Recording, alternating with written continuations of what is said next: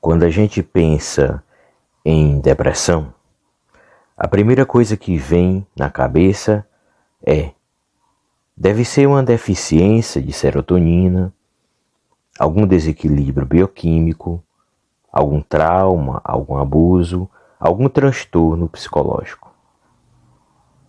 Independente do conceito, seja da psiquiatria ou da psicologia, sempre procuramos algum problema no indivíduo.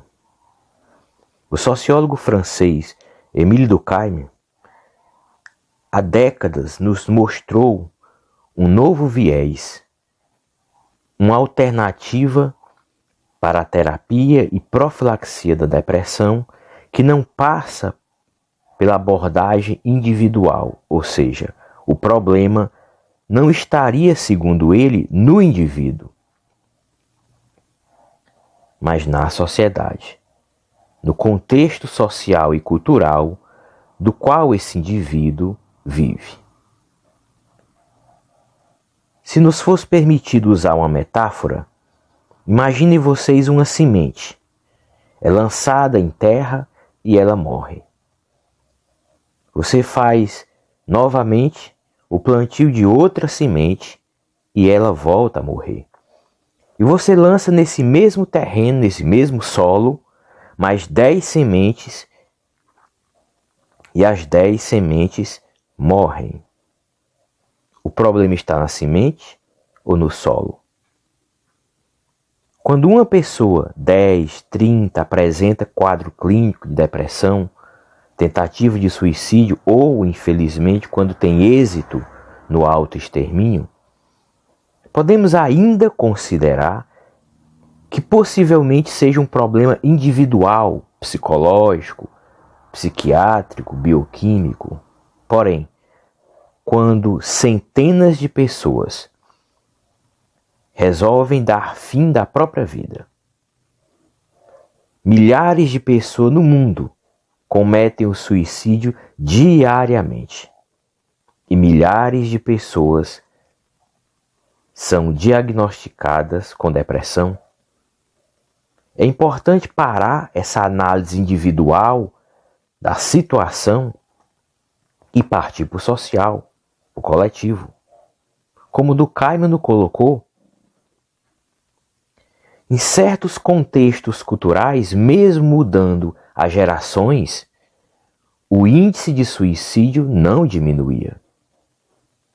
Por sua vez, em outros contextos culturais e sociais, o mesmo índice de suicídio não aumentava, mostrando que não era apenas uma questão psicológica, bioquímica, que precisasse de um acompanhamento individual, medicamentoso, não.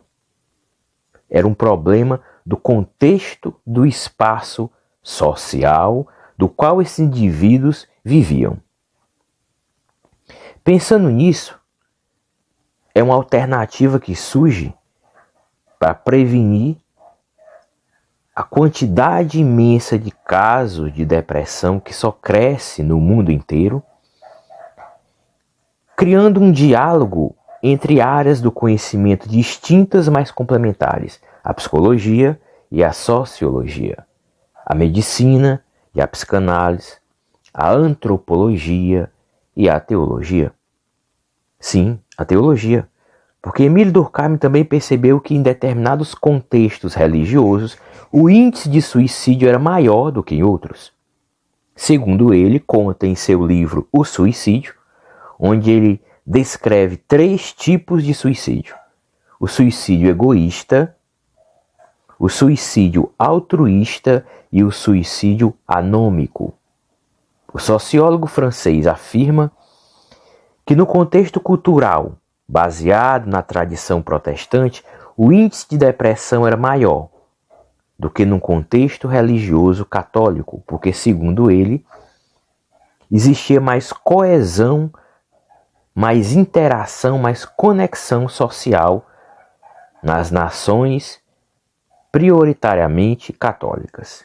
Já nas nações predominantemente evangélicas, existia menos coesão social e mais individualismo, o que levava muitos a desenvolver diversos transtornos psicológicos. Surgem algumas perguntas para a nossa reflexão.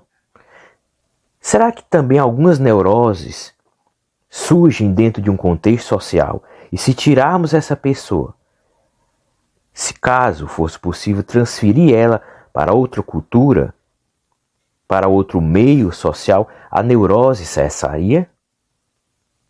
Será que existem neuroses intrapsíquicas e interpsíquicas? Transtornos que surgem dentro de certa cultura e que não existiriam em outra cultura? São perguntas que, por um momento, nos levam a nova área de estudo, abrindo o horizonte de pesquisa e de busca científica, no afã de encontrar alternativas para tratar, prevenir e curar índices altíssimos de depressão no mundo. O que se pode ver, à luz da sociologia durkheimiana, é que muitos são culpados injustamente. Quantos suicidas, julgado em vida, julgado depois da morte, considerado por todos como o filho, o problema. Essa criança tem um problema, já nasceu com defeito de fábrica, vive deprimido, às vezes é alguém que tem inteligência desenvolvida, tem uma sensibilidade maior do que os outros e ela sofre com aquilo que os outros não sofrem. Ela sente aquilo que os outros não sentem e acaba sendo julgada por quem não a compreende. No contexto familiar, geralmente, excluindo os casos realmente de desequilíbrios bioquímicos, de abusos sexuais, que geram traumas profundos na infância, na adolescência, excluindo esses casos e buscando aqui a origem social da depressão e do suicídio, poderíamos afirmar sem dúvida que, em sua maioria, o filho mais problemático, aquele membro da família que dá mais trabalho, às vezes é o mais maduro, mais desenvolvido psicologicamente. E ele acaba sofrendo com coisas que para os outros é apenas bobagem.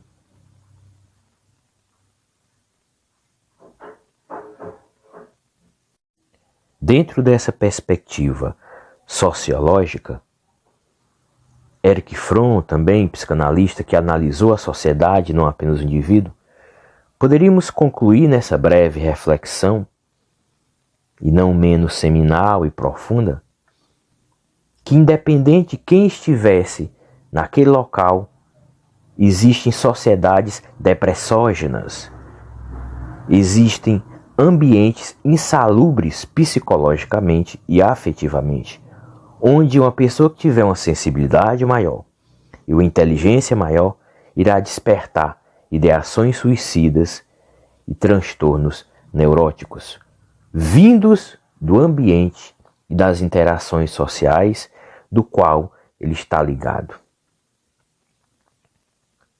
Dentro dessa nova abordagem, considerando uma etiologia distinta da conhecida e abordada até então, percebe-se que apenas a terapia individual, tratar o paciente, procurar encontrar algum defeito, algum desequilíbrio bioquímico, serotoninérgico no seu cérebro, ou buscar no seu inconsciente algum trauma da infância, algum abuso, crenças limitantes, não surtirá qualquer efeito.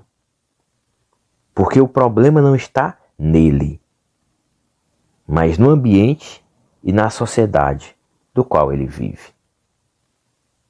Assim, seria importante ele criar mecanismo de defesa, resistência para suportar esse ambiente hostil ao desenvolvimento psicológico saudável e conseguir, na medida do possível, interagir sem sofrer contaminação psíquica por esses valores e essas regras depressógenas. Tratar individualmente o paciente é importante, mas, na medida do possível, também tratar a sociedade.